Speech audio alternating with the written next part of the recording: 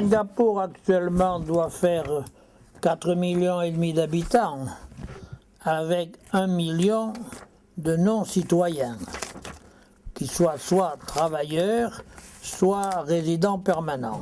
Singapour, il y a encore quelques années, était une société relativement traditionnelle. Nous sommes passés du troisième monde, comme on dit en anglais, la third world to the first world.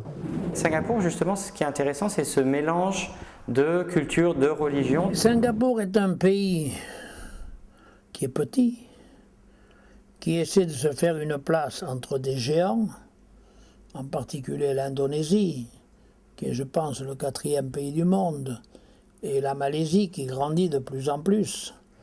Un pays qui ne veut pas se laisser absorber par la Chine. Un pays qui est multiracial. Le mot racisme même, on l'entend pas, mais il y a des discriminations qu'on pourrait dire raciales.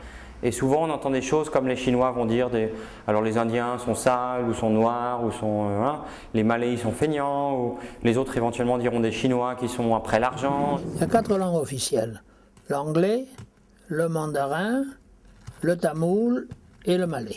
Après, si on parle au niveau économique, il y a un système économique qui est assez performant. Il faut que les gens apprennent à faire quelque chose que les autres ne peuvent pas faire.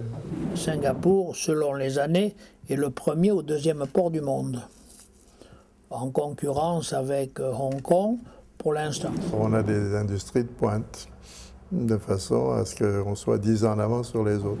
Alors Singapour se voit aussi, et veut se voir comme une plaque tournante du point de vue monétaire. Tout calculé pour que ça marche financièrement et pratiquement. Extérieurement, effectivement, Singapour est très organisé.